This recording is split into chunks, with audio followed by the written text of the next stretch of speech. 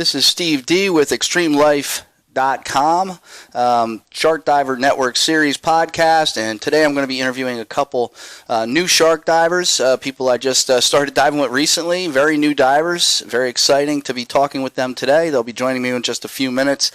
I am coming to you from the Grand Wyndham Hotel in Jupiter, Florida, and I'm interviewing them today, and tomorrow I'm going to be interviewing a couple of really awesome seasoned shark feeders. So more to come. This is part of the Shark Diver Network series at XtremeLyfe.com. Please subscribe, check us out wherever you get your podcasts. And we're here. All right. So I'm sitting here with Doug and Natalia. Natalia, what's your last name? Can you just say? Dovga. Okay, and Doug Russo, right? Russo. Okay. So I just wanted to make sure I had that right. You guys are both, you've come with me on this is the second trip you're with me on. And it's very exciting. I mean, you're very new divers, you know, and, you know, this is a Shark Diver Network. So, you know, to be going into the water with sharks right off the bat, I mean, that's insane. I mean, some people would think that's nuts. What were you thinking? Crazy. What were you thinking, like, before you did your first dive? Well, you badgered me for years to go with you. That's true. That's very true. And then so finally I was like, what the hell? I want to have some fun. But, I mean, when we were on the boat with everybody that was going, you just made it just felt so comfortable. Everybody was so relaxed. Everybody was just ready to go. It was just like another, you know, walk in the park. So it made you feel very at ease because everybody else was so... And with me, to be honest, like, I had no idea what to expect. You know, I am not a big fan of those, like, scary movies or jaw movies. Like, I have never seen one, or I did partially, but not a big fan. So I had no idea what to expect. You didn't know. So I just wanted to go to dive. I wanted to do something different. And then here you are with a bunch of sharks. But as Doug said, it felt very comfortable because I think that's the key. When you go first time. Yeah. And not the first time, but even if you're not that experienced diver, you better go with people who know what they're doing because they bring that confidence. Yeah, and you guys, you know, one thing I could say about the boat that we had, we were out on the, just for any of you who don't know, we were out on the Dolphin Dream last January, and we had just a great crew. I mean, you guys were basically brand new divers, but you were surrounded by like so much experience. You know, I think the lowest certification on that boat was basically probably an instructor next to you guys. Exactly. You know? You take Hughes, you take Bass, you take Ramon. It's like how high it can go. Yeah, it's like crazy. And they had a great crew on the boat. You know, it's always awesome to have, you know, when you have this awesome shark feeders down there with Houston and Finch, who I'm going to be talking to tomorrow. Those guys are just amazing at what they do. Say hello for us. We will. And if you guys want to come along, you're welcome to come along and hang out. Houston was awesome. Yeah, I'd be happy to go. Yeah. Finch, like, it was like very quiet, but then his personality comes out. Oh yeah, you know what? So, you know, one thing I've noticed over the years of shark diving and with certain feeders is, you know, they're very reserved on land. When you get them underneath the water, and all of a sudden they're it's like a dance going on with the sharks, you know. And were you nervous at all? Like, you know, I mean, coming up to the first dive. I mean, like I said, your first experience really diving was with tiger sharks at Tiger Beach. I mean, that's crazy. I was nervous, but I'm not sure whether it was about the sharks or just like diving, because I did dive before, but it was like more recreational, as you know, like you go to any of those hotels. I'm just going to ask you to get a little more close like to those hotels, and you have those instructors who you just spend like half an hour and then you go dive with them. You don't have to worry about anything because they check everything for you, right? Yeah. So I done those, but it was, you know, no deeper than maybe 30 feet or something like that. Yeah, they keep you very shallow. Exactly, yeah, they keep you shallow. You don't even have to have wetsuit. And here I had the wetsuit. Still was cold. Yeah. But it's cold January at Tiger Beach. It's a little, the water's chilly. I think it was more kind of like weird excitement. As I said, like I didn't know what to expect, but I was so excited, and it was so interesting, and it was fascinating. It was just like what do I see? Because you guys been talking about those sharks, and you've been saying you hear about it all the way out there. Exactly, like that. It's not what you read, it's not what you expect, it's not what you see on the Shark Week on TV. It's not just out there trying to eat people. They're not trying to grab you and take you away and eat you. So your mind starts kind of like, at least for me, it was like shifting a little bit. It's not necessarily what I seen on those, so maybe I should prepare. And you guys are right, because they are absolutely fascinating and they're gorgeous, and they're not that, absolutely not aggressive. They're curious. Yeah. They want to come up and see what you're doing. They're not afraid of that. Like, you have all those, like, I don't know how many we had, like 15, 20 lemon sharks, and you just jump into it. I'm like, jump right in between them. I'm like, okay. Try not to hit one on the way down. That's basically it. Yes, it's okay. I can jump like, in too. Excuse me. And I bet, like, under my wetsuit, you could see my hair like standing. It was fun. I'm sure I don't know it was, about you, Doug. Once I got in the water and we were down there, they seemed like big puppy dogs to me. They were just curious. They were just looking around. To me, it seemed like they recognized the handlers. They're like, oh, there's Houston. I bet he's got something for me. Let me go check him out. Yeah. And they're come around and these are tourists. They don't got nothing. And then they don't have any food. And that's the thing. They're only interested in the food. That's the crazy thing about it, is when you're down there, the closer you are to the bait box, the more action you're going to have. Oh, the last day was awesome. Oh, yeah. The last day was my favorite, and I took videos all the way. But the last two, it was awesome when I was right behind. Right behind the feeder, And we had so many that day, remember? Yep. We had like 9 tigers, we had this hammerhead, we had like all those lemons. It was just, oh my God, they're all here, they're all swimming. But you can... And I swear to you, like, I recognize when my dog smiles, I could see you see them smiling at you?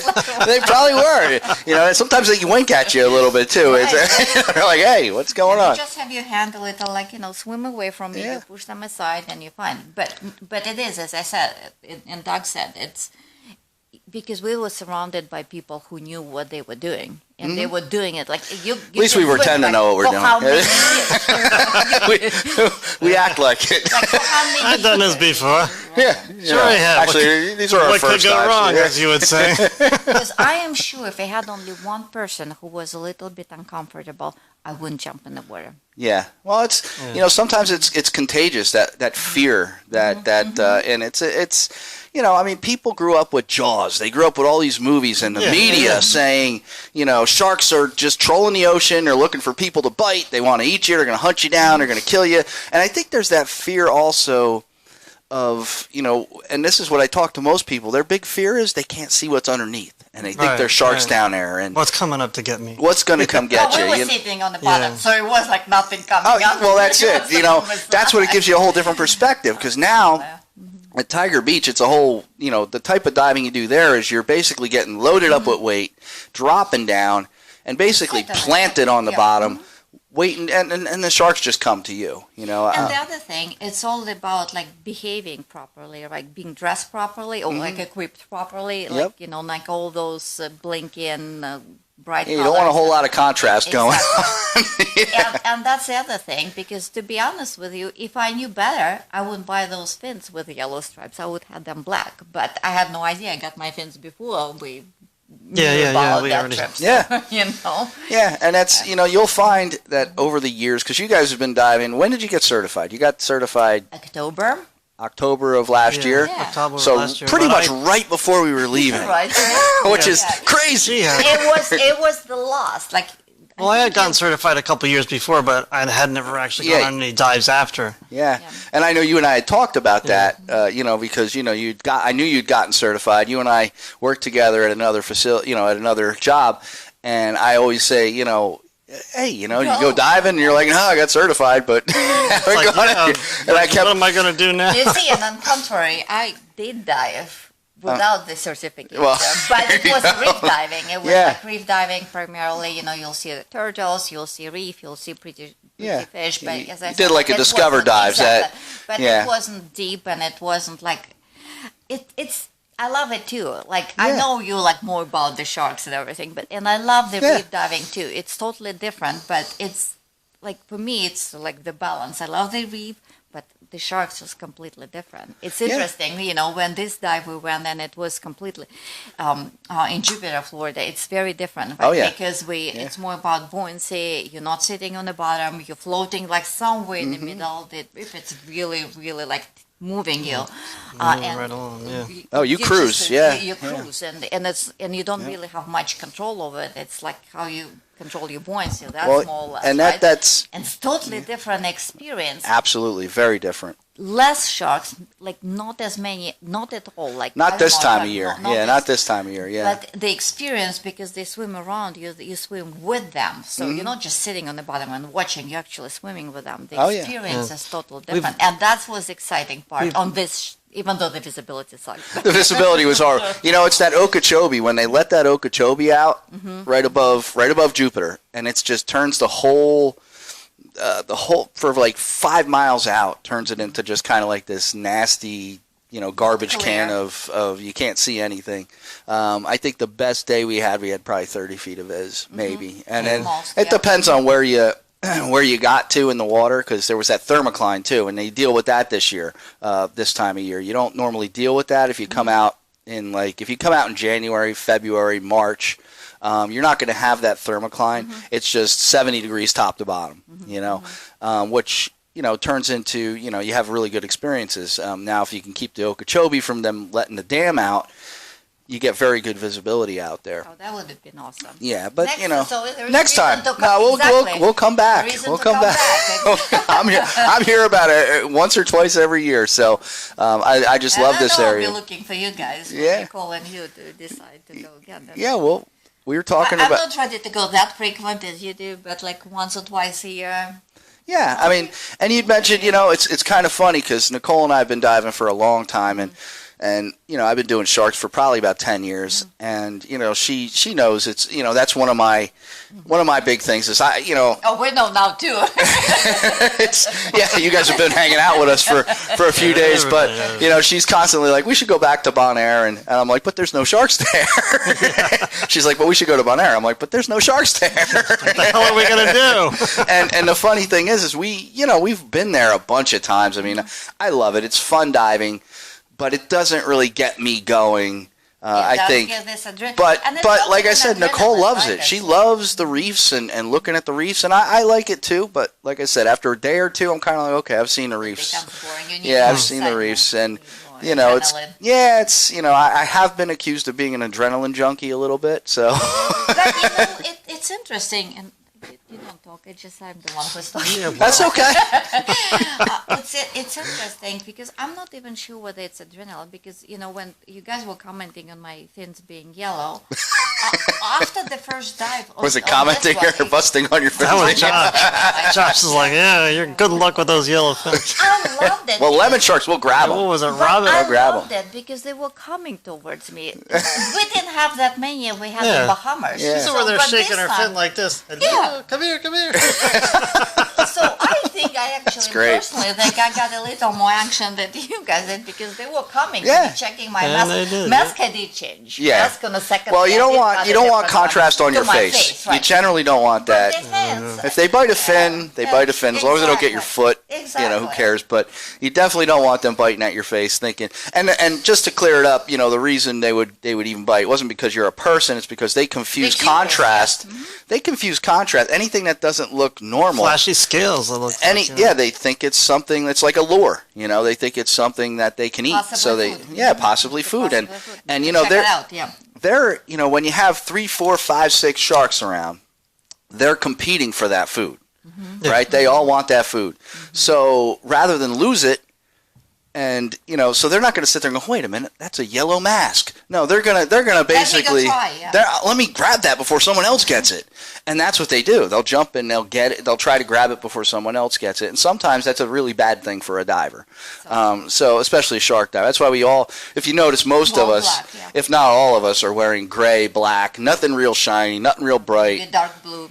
I don't even wear a necklace when I go down because I'm worried about it falling. If it falls out of my, you know, my suit. You guys taking it out. Yeah, we take all that. I take rings off, anything that might, you know, that's why I dive this black ring, basically. It's the only, you know, my wedding ring. So I just leave that on all the time, you know, because my other ones, you know, even though I'm wearing gloves, you're going to wear gloves, but, you you just want to make sure. You just want to make sure there's nothing there that's going to cause them to react in any way, shape, or form. But so you'd mentioned these dives are a little different, and they are. They're more or less. I mean, just to give you the idea of how impressed I am with you guys, with your ability to come with us and do these dives already. These dives are very advanced because you're basically doing a drift dive, and the current and the visibility is not so great right now. And it's all about the buoyancy. It really is. I mean, if your buoyancy is even a little bit off on these types of dives, because we're jumping in basically with no air in our BCs, straight down to 5 feet, catch up with everybody, hello, go down, and then we drop right down to 90 to 100 feet. Then we start pulling the sharks up with us. And we drift along what they call the deep ledge. And the deep ledge is very small. It's hard to stay on it. If you get blown off of it, everything's gone. That's what happened to me the first day, right? The last day when I was like, yeah. Good to see you guys. I have to get out. Well, and that's the thing. When you get into these types of dives, they say dive, and there's several dives I do that are like that. There's another one out on Molokai. It's a great hammerhead dive out on in the Hawaiian Islands, and it's through this channel called Crazy Fisherman's Channel, and you go through that channel, and the channel's rough. I mean, it could be 10-foot swells. I mean, you're bouncing. And basically they say dive, the boat barely stops moving and you're off the boat. Now, if you miss that entry, you ain't going. And it's the same thing pretty much here because the current takes everybody so fast. Quick, really fast. Yeah, just to give you an idea, on that first dive, we drifted over 2 miles. Over 2 miles, awesome. Underwater. The last day, you mean, right? Yeah, the last day. That's last when day. I missed Yeah. That's when I couldn't. Because once you hit that stream, that thermocline, it just throws you, and you don't even realize how fast you're moving until you look down. That's one thing I'll tell you. Next time you're out here, when you're on the deep ledge, just look down. If you look down, you're going to see how fast you're actually moving. It doesn't feel like you're moving that fast, but that ground is just moving. It's cruising. You're going. And then you have a bunch of sharks around. So, and then you got somebody with bait, basically throwing chum into the water. No, the last day for me definitely showed how inexperienced I am, because that's, the bad, as you said, like it is an advanced dive. And I'm very proud of myself. And it was a tough day. I was very proud of myself. But at the same time, last day was a clear demonstration that I need to do more dives because it's low visibility. By the time I got down, but everyone is gone. I'm like, I lost you guys. And be by myself. And there's nothing to do now but go up. For Doug, like being my buddy, he's like, was awesome. He hung out with you. Exactly. And I'm sure if he wouldn't stick with me, he would have been with you guys and with Doug. Oh, absolutely. But being my buddy, you didn't take the crash course or the advanced course. You took the advanced crash course.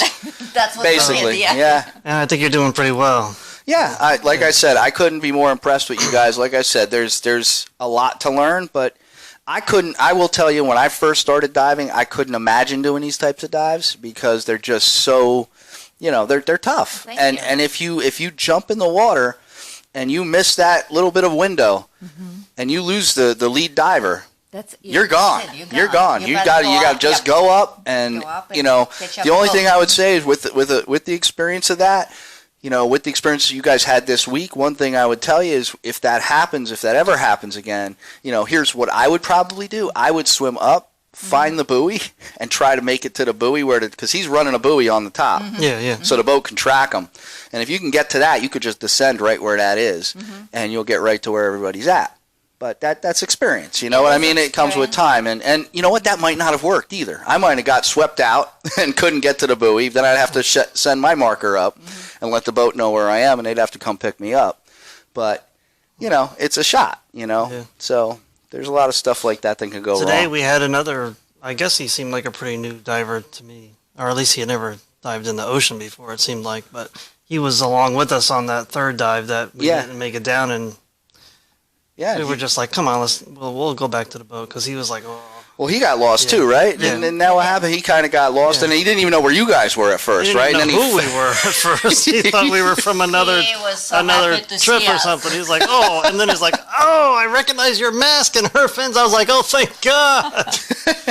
Well, you know what? When you're down there underwater, it can be very disorienting, and it could, especially when there's no visibility, and you're looking around, and like I said, 25 feet out, like on that last day, 25 feet out, you're not seeing anything. No. Like if I was 25 feet away from you, you would not see me at all. You wouldn't even see my bubbles, and that's what I usually look for. And that's what happened. Yeah, We didn't see the bubbles. It wasn't even, fine till I you know, saw the 5 bubbles. seconds of looking this way, and there's nobody over here anymore. They're all gone. Yeah. And that's like what I said. I was helping you kind of get down on that last dive, You did. and I was pulling you and pulling you, pulling you. I got you down, and then finally I'm watching the lead diver. I'm losing the lead diver, and I'm like, wait a minute, I got to either go or I'm going to be lost.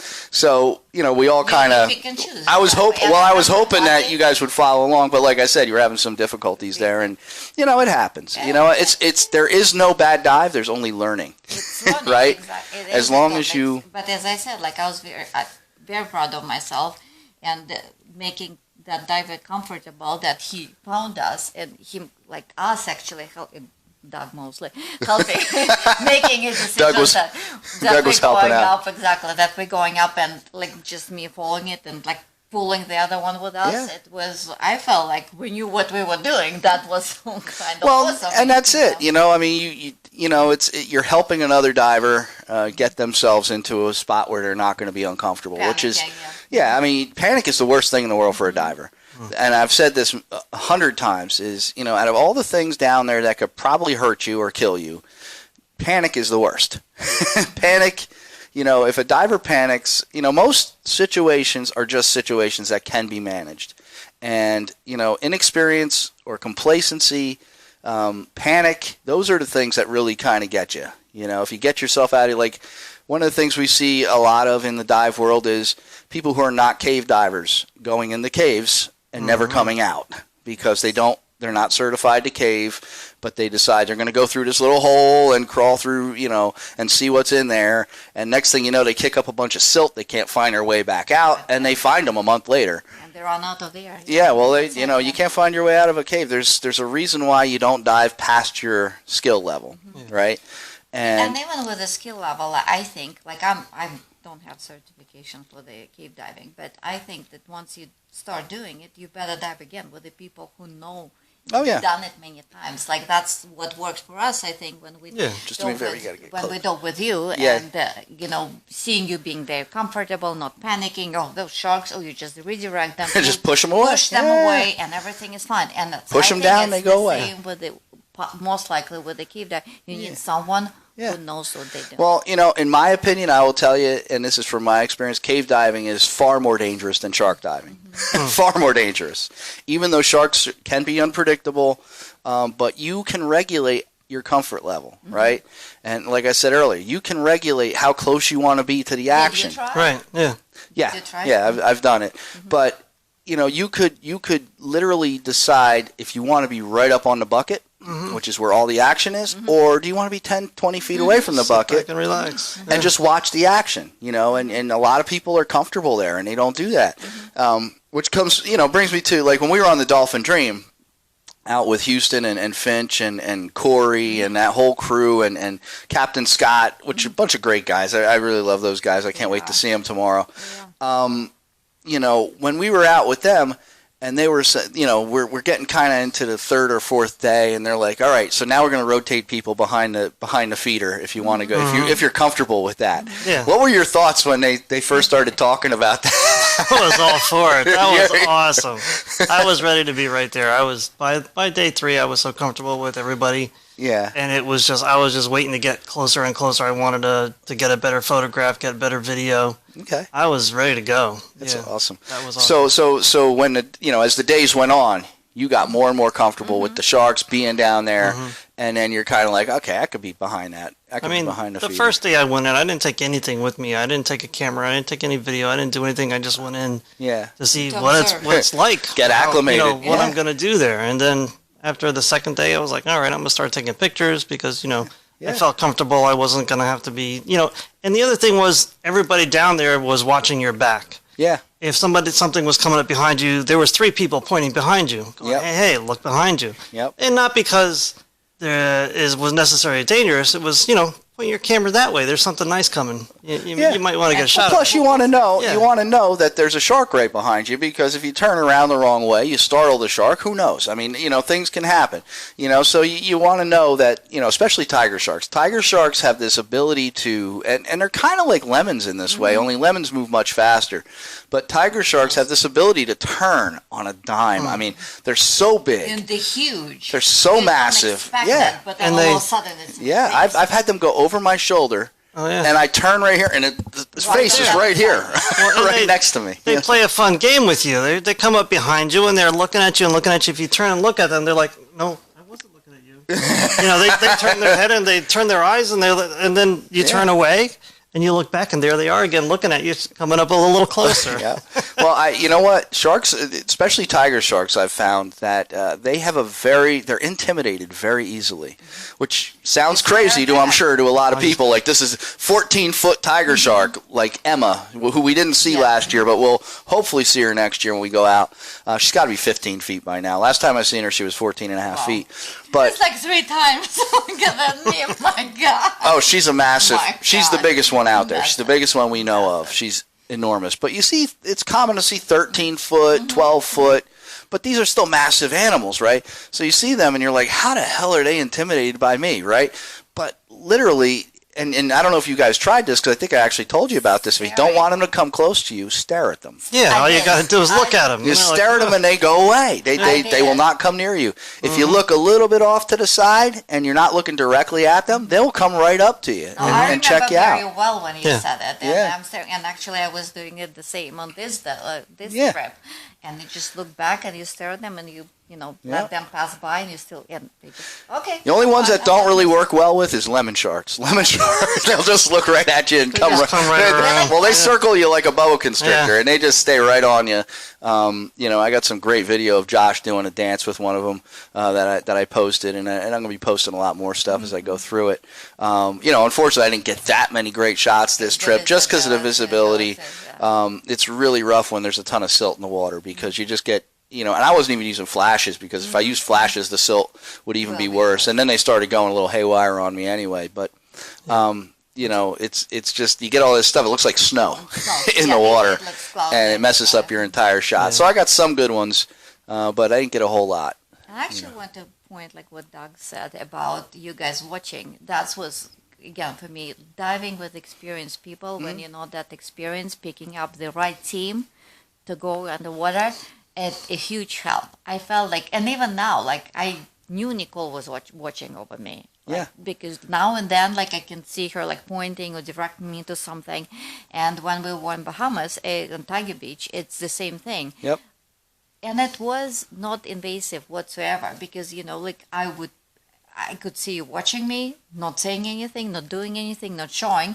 But then we went up, and someone, Bass, you, Ramon, Nicole, will kind of like ask me a question. What did I feel? Or was I okay? But they saw. Or give you a little pointer on what to do. Give me pointers.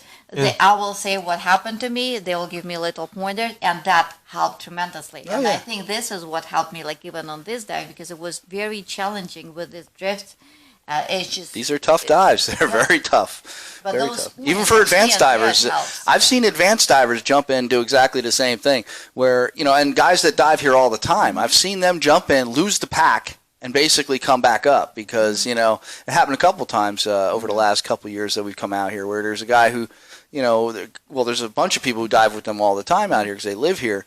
But, you get lost, and you're in that stream, and you're just coasting real fast. You don't want to be out there by yourself. Because it's like you come up and you got to inflate your own marker, and hope the boat sees it. And it's funny because Josh even says this, if you want to go on your own swim, go ahead. We're on channel 78.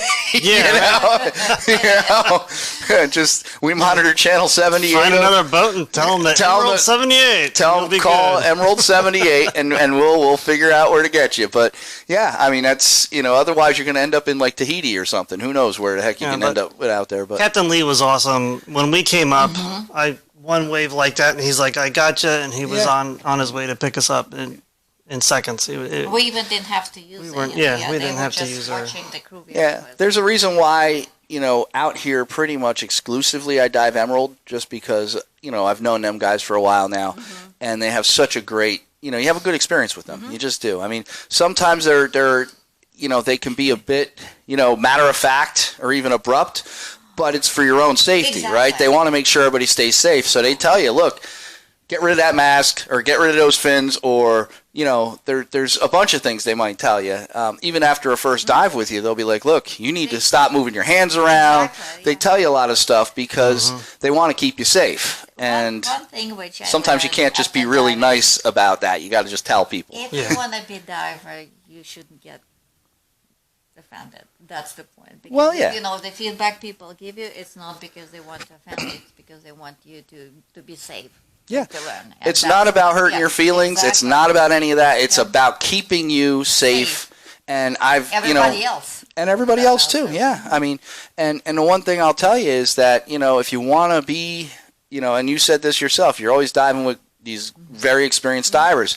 If you want to become a great diver, well, how do you do it? It's the same thing with anything. If you want to become a great runner, go run with great runners. If you want to become great at anything, find great people at this particular thing and go practice with them. Sure, you'll probably be the last one in the pack a lot, but you're going to learn, and eventually you're not going to be the last person in that pack, and somebody else is going to come in who you're going to be helping, who's going to be the last person in that pack, and that's kind of how we keep replenishing. We always love bringing new shark divers out. My shark family keeps growing every year, which is awesome. You guys are a part of that family now, which is awesome as well. You're coming back out on the Dolphin Dream, which will be fun in January again. Still got 2 spots available, so if anybody wants to come, and we have really good cook there. They feed us very well. Oh yeah, the food was awesome. And you think you lose weight because you dive, and it's exhausting. It's an exercise. It's tiring. You're on the water. You exercise. You work out. But then they feed you very well, and you gain. Can't get rid of it. So it's an awesome time. I mean, we love it, and like I said, that trip with the Dolphin Dream is now like a standing every year thing. So every January, I think we're going the 9th through the 18th this year. So every year it's going to be the same thing, and hopefully, like I said, we had it pretty good. I said to you guys this week, even during our dives, I said, you guys got kind of spoiled on that first dive. I mean, going out on the Dolphin Dream in Tiger Beach where, and for the first 4 days, we were the only boat. The only boat out there, which means every shark that's in that area was coming to us. You're not going to, you may not have that next year. There may be another boat out there, and we may be sharing a little bit more, and who knows, there may be more sharks show up, but you never know what you're going to get. But I'm telling you, you got a really awesome first experience, which, I kind of feel like almost it spoiled Jupiter for you this year a little bit. You got to say what you wrote in your log for the first. You got to write it down. No. That's all right. We lost Let me just fix the light real quick. Hang on. You have to say, can we still talk? Yep. So you got to say what you wrote in your log after with the first after I came up, I was writing in my my log. I said there wasn't anything extraordinary or anything to really comment about compared to our dive in Tiger Beach, because the first dive that we went down, the first drift dive, there was what, maybe 5 lemon sharks or whatever, reefers, whatever. But it was, compared to the time that we dove in Tiger Beach, it was, one of the pictures that we were just looking at earlier this week, I think there were close to 20 sharks. Oh yeah. Going at Tiger Beach, yeah, at Tiger Beach, and I was like, I saw 2 or 3 this time. What to do? so like I said, you got spoiled, right? And they're not even that big. Yeah, they're not that big. But they're still fun. You get into this spot where if you come, the next time we come out here is probably going to be in March. March or April, where you get a lot more action. The tigers are actually here. The hammerheads are still here. The bull sharks are around. This time of year, it's kind of hit or miss. You get some good stuff, but you're not always getting all the When the water's too warm. Yeah, that's basically what happens. The water warms up, and they all kind of go out Listen, to cooler I wasn't waters. shivering the whole dive. That's Oh no, it was definitely not. Well, it was funny when was I told Nicole, we were coming back out here in March. She's like, "But I'm going to be cold the whole time," and I said, "I'm willing to make that sacrifice to see the good action. I'm willing to make that sacrifice." She'll probably kill me when she hears this, she but will need to get another 7mm on top of it. yeah. Well, she already dives with she has that 5, and then she has that Farmer John over it. Yeah. With the hood, and I'm like, man, if I wore that, I'd be dying down there. But she gets cold, and she can get cold in 80-degree water. I mean, I've said that to her 100 times. But that's the trick here, actually, at the Tiger Beach, because you don't really move, and even if it's 70 all the time, you can get cold because you're not. Oh yeah, well, water is one of those things where even you got to remember, your body temperature is still much higher than the water temperature. So anytime your body temperature is higher than the water temperature, you're gonna get water sucks away heat much faster than air does. Because I'm just like Nicole, I get cold very easily, so I was really happy I got the vest at least this time. So and the thicker helmet, so The guy at the dive shop asked us how the water temperature was, and they were like, "Oh, it was chilly, and it was this," and I was like, "Don't listen to them; they don't know what they're talking." They're locals; they totally can relate to us. For them, it's chilly too. Yeah, it was. The water's actually really warm this time of year, like I said. But next year, if you guys want to come back out for January or for March or April, it'll be a different type of experience. And you guys are going to go out and do a whole bunch more diving, I'm sure. That's the best advice I can give you with diving and continuing to dive is just go out and do a lot of it. The more you do, the better you're going to get. The better experience you'll have on dives like we had this week, because you'll be able to figure out things that you couldn't figure out this time. And then that's kind of, that's how it is. It's just experience. When you get your open water certification and then you get your advanced certification, those are really learning permits, really. It's just, that just gives you the opportunity to go out and dive a lot and learn. And, like I said, you'd mentioned that there's a lot of us that we're diving out there to have a whole ton of experience. Well, that's precisely it. It's not that we're these, first, let me tell you something. When I first started diving, I was up, I was down, my buoyancy was crap. I mean, it was like, but, you get better. Over time, you figure it out and you learn how to, one of the biggest things is learn how to relax. Just learn how to relax. Because once you start breathing heavy, your buoyancy is all over the place. Because your lungs are your biggest buoyancy control is your lungs. And that's why, I know on that one of the last day, I think it was the last dive, I said, just breathe out. Don't breathe back in until I get you down to a certain point. Because... There's nothing to breathe out anymore. just breathe out. As long as you don't pass out, we're good, But yeah, just because you let all that air out of your lungs, and then all of a sudden you could sink really well, and you get down, and it's only that first 5 feet. First 5 feet. First 5 feet. Once you hit that first 5 feet, and one of the big mistakes people make is they can't get down. Like they jump in, they can't get down. They think they need more weight. But they're really just not. When you get down, that's where the problem. Well, then they're overweighted. Then they're overweighted, and the last thing you want to be on a shark dive. You do. You know a lot more. See, you're learning more every day, and you know a lot more than you think you do. That's generally what what I tell people a lot. You know a lot more than you think you do. The last thing you want when you're overweighted, what you see is people going like this underwater. They're kicking like crazy. They're just kicking and kicking and kicking. Your time gets shorter. They're burning oxygen. They're making sharks go, what the heck is that? And then you're going to get a whole lot more unwanted attention probably. You may be putting yourself and other people in danger. Or just scare them all away. Or they don't come at all. Yeah. Because a lot of times the person who's overweighted ends up 20 feet lower than everybody else, right? So they're 10, 20 feet lower. Well, sharks see that. They don't come near you. They don't come near the whole pack. The tighter you can be in that pack, the better off you're all going to be. The more sharks you're going to see, the better they're going to be able to go around you. And as Josh explained this week, that certain sharks, like the reef sharks will do a wide circle. So you don't have to be as compact. The lemon sharks, however...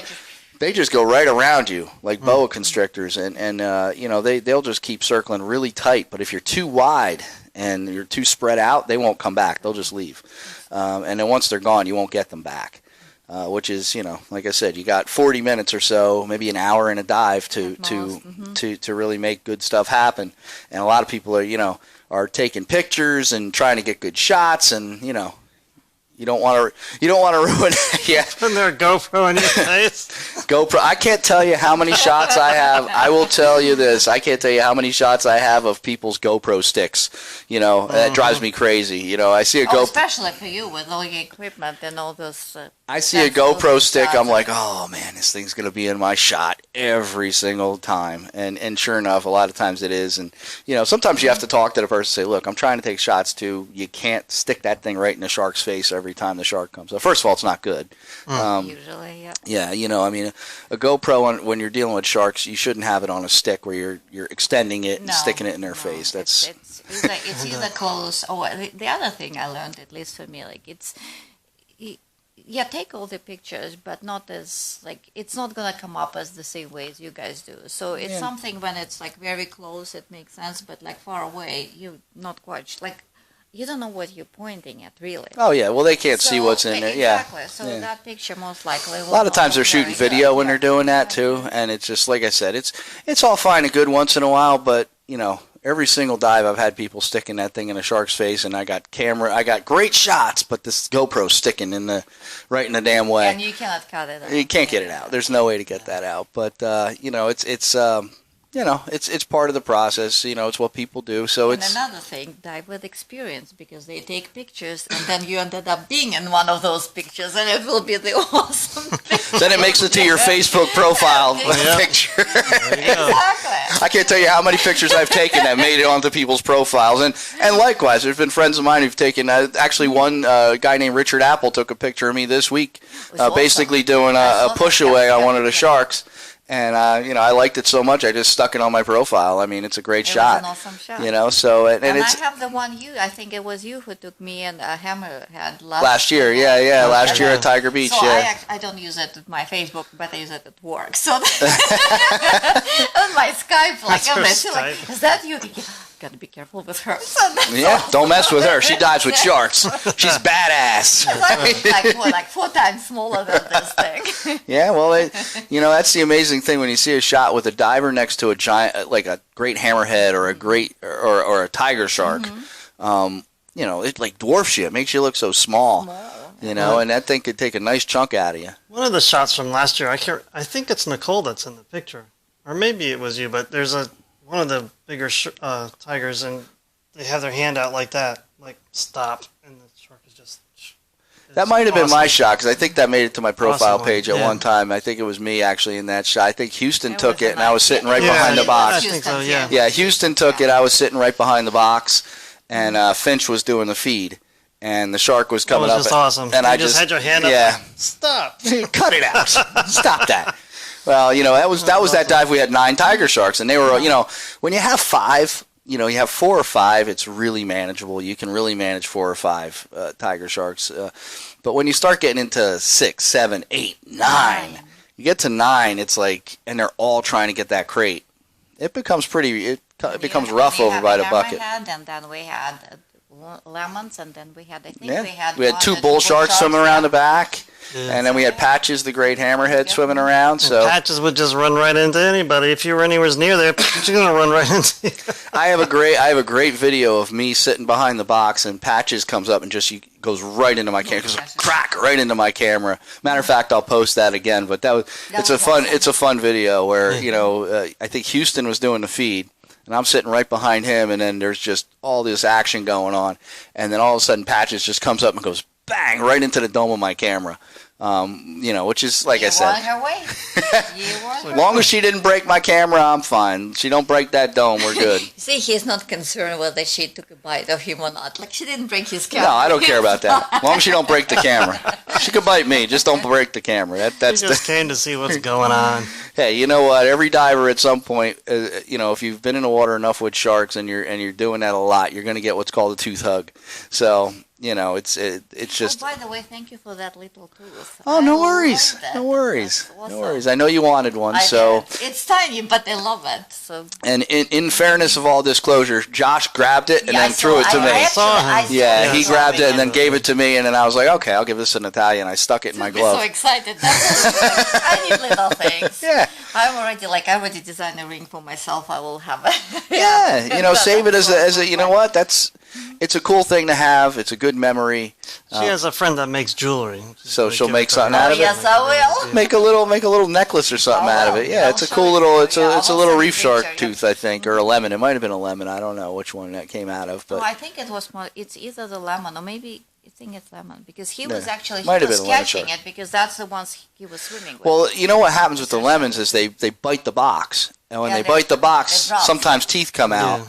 And it doesn't hurt the shark because they're one of the only animals that are in existence that just keep Growing. regenerating Teeth. their entire life. They'll never run out of teeth. They have like what, They like just- 3 or 4 rows of Depends teeth, on the or type just of like shark, but yeah, keep they changing have it. tons of teeth, and they just keep making, like every one they lose, there's one right behind it waiting to pop in. So, it's pretty cool to be able to collect them like that. And there's, I have a tiger shark tooth from Tiger Beach from years ago, which I keep as like one of my prized possessions. It was like one of my first tiger shark dives, and it was something I just happened to be there, and it fell out, and I saw it, and I grabbed it out of the sand, and it was like, okay.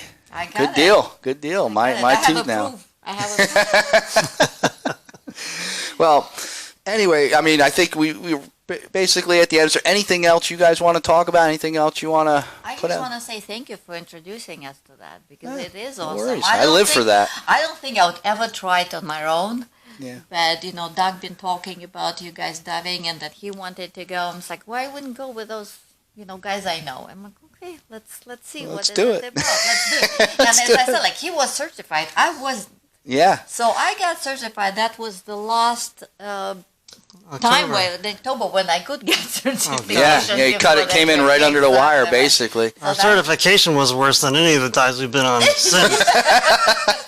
Well, yeah, because you certify at Dutch Springs where it's like freezing. Cold. It was really Freezing, and the visibility is worse than anything you've ever seen in your life. I mean, But I It's got like, it. ugh. Yeah, I'm every very Northeast diver has thankful, trained there, so it's like I think it's one of the only places like it where it's just basically a reservoir that people train in, I'm and very it's thankful to you and Nicole. Thank Well, you guys for introducing. thank you for joining us. You yourself, you guys also. It's great spending time with you. well, Thank it's you. fun it's fun spending time with you guys. I've been enjoying the heck out of it. I love watching new people come in, and to like I said, I remember Doug and I having a conversation. He's like, "Yeah, I want to go, and my girlfriend's going to come too," and she's not certified yet. Can I get her certified? Can we get her certified before? I can imagine you guys go. I was like, well, let me call Captain Scott and see if this is going to be a problem. But we figured it out, and like I said, the reason it all kind of worked out the way it did was because we had enough really awesome divers on the boat. I mean, like I said, we had a bunch of instructors on the boat, a bunch of people who could really kind of keep an eye on things, and you guys did phenomenal. So, and I, like I said, I always like bringing. Thank you guys for coming, and thank you for coming on this trip, and thank you for coming on the next one in January because it's one of the things I live for, to bring people into that world and see sharks for what they are. And you guys are going to have a lot of dives ahead of you and a lot more experiences. And hopefully we can experience a lot of those together as well. So thank you for coming on. Is there anything you want to plug? Anything you got out there you want to plug? No? Facebook page? Nothing? I've been talking. No, it's really just follow Steve. Just follow Steve. Exactly. That's great advice. I love that. There you go. On Instagram, on his podcast. It There is you awesome. go. You learn so much about the sharks, and it absolutely will change your perspective. It will change how you look at them. Awesome. Well, thank you guys. And you can follow this podcast anywhere you get your podcasts. Please, you can find us also at extremelife.com. This is an extremelife.com podcast, but it is the Shark Diver Network series. So please subscribe wherever you get your podcast. You can find us on Facebook, Twitter, Instagram, wherever you go to social media, YouTube. And please stay tuned. There's a lot more to come. Tomorrow I'll be talking with Houston and Finch, which sounds like a law firm, but no, it's not. The best guys ever. I'll be talking with them tomorrow on the Dolphin Dream and hanging out. And, guys, just enjoy. Remember, sharks don't want to hurt anybody. They just want to be loved. And, they are going, when we go into their water, we're taking our, it's their world. And we have to be prepared for whatever happens in that. So, enjoy, and we'll see you soon. Thank you. Thank you.